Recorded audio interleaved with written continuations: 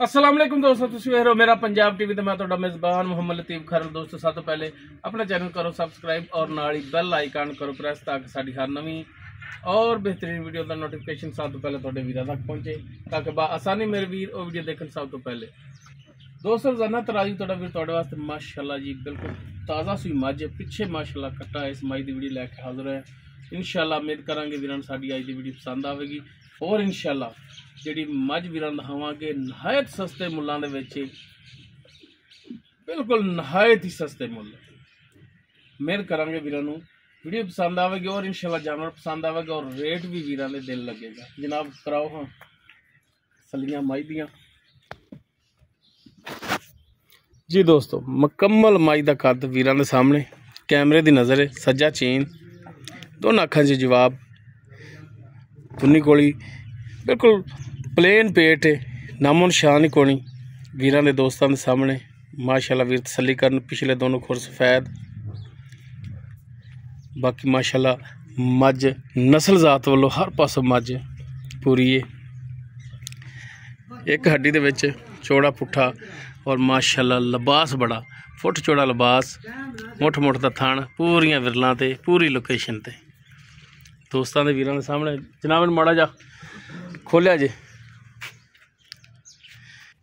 माड़ा कढ़िया जाओ बाहर इधर मैदान च।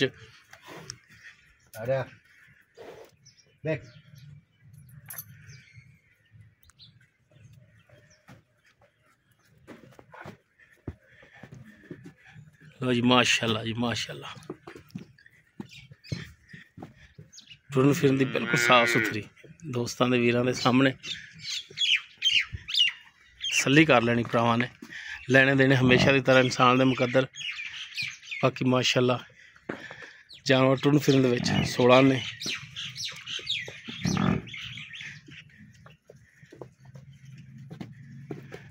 माशाअल्लाह मेले लाई खड़ी। बाकी चवाई भी वीरां दिखावांगे और खास जिहड़ियां गल्लां हुंदियां ने वीरां नूं वो भी दसांगे। ते जनाब पिछे जिहड़ा कट्टा है वीरां नूं दिखा दईए। लो जी यह कट्टा है, इस दे पिछे बिल्कुल ताज़ा सूई है, सफेद अखां कट्टे दियां।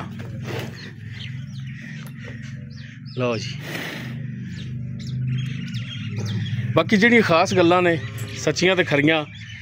कि मझ जिहड़ी है अनबैहनी वाला अगला थान, अनबैहनी वाला अगला थान जिहड़ा वो इंदा बंद है, जिन्हों आप पंजाबी च कहने कि तिल्लड़ है जनाब। बाकी ताज़ा सूई है, 3 थान जिहड़े ने बिल्कुल 16 आने ने। चवाई विच करावांगे ताकि वीर तसल्ली कर लैन। बाकी जिहड़े वीर दे पसंद आवे छड्डो जी, वीर मौके ते भी आके चवाई करके तसल्ली करके ले जा सकता है।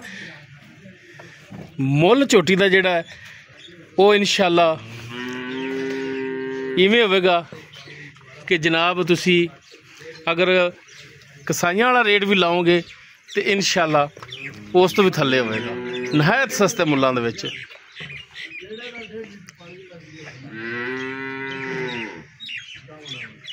जिन्हों पंजाबी च कहते हैं कि जनाब काटू जानवर काटू वाला रेट होवेगा, लेकिन लभेगी बिल्कुल ताज़ा सूई। झोटी का वजन राव साहब कितना होना है? झोटी का वजन होगा जी 4.5 मन, 5 मन के नेड़े तेड़े वजन है इस झोटी का। दूजा सुआ सूई है, पिछे कट्टा है। तो अगर वीर गोशत का भी हिसाब लावन तो रेट इंशाअल्लाह वीरां दे दोस्तां दे सामने जो आमना है तो वीरां ने कहना कि तो जनाब गोशत का भी रेट नहीं दा। राव साहब ने आलूआं की बजाई करनी इस वास्ते नहायत सस्ते मुल होवणगे, बिल्कुल सस्ते तरीन मुल।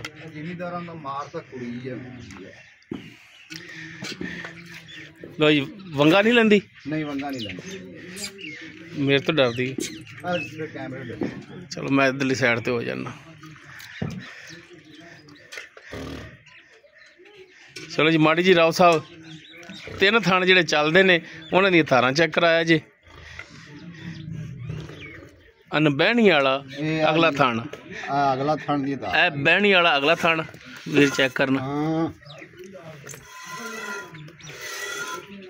मेरे वाले वेंदी कूर कूर ते डरदी ना कैमरे लो जी कैमरा वेखा नहीं अनबैनी बहनी वाला पिछला थान हो गया अनबैनी वाला पिछले दी भी कट दिया जी ओ इस वास्ते आंदे ने कि वंगे ते जानवर नूं हिलावना चाहिए वंगा यार लैंदी ही नहीं आ इन्हें कैमरा वेखा नहीं करे हाँ वैसे सील साऊ है मैं तो फील सा हुए बाबा बाज चलो जी करो शुरू तो मैं माड़ा दरेडे हो जाना तारा वीरां नूं चैक करा दित्तियां ने मेरे वाले वेंदी कूर कूर ते लो जी भाई वीरां दे सामने बाकी नालों नाल डिटेल भी जिहड़ी है वीरां दी नज़र करने आ ते वीरां नूं जिहड़ी गल कीती सी कि नहर सस्ते मुल्लां वाली वो वीरां दे सामने लिआने आ राव साहब सुबह दूजा सूई है दूजा जी दूजा पिछे कट्टा है माशाल्लाह किन्ने दिन हो गए न सूई नूं इन्हू होगा तकरीबन चौथा दिन हाँ लो जी 4 दिन हो गए सूई नूं पिछे माशाल्लाह कट्टा है ते दुध हुण किन्ना कुछ तिन्ना थणा दे विच सारा निचोड़ होवे तां निचोड़ दुध जिहड़ा सी चोंदे पे बच्चे नूं छड्ड के तकरीबन 2.5-3 सिर चोने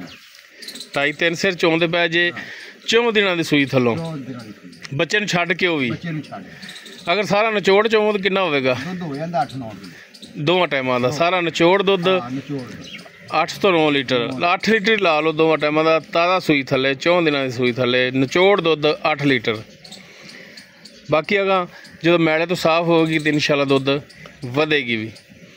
बाकी चुवाई वीरां दे सामने बाकी तिन्ना थणा दी तुहाडी गारंटी है हाँ तिन्ना थणा दी गारंटी तीन थान दा चुवाई या कराई या हाँ जी पिछे दी भी तुहाडी गारंटी पिछे दी गारंटी होगी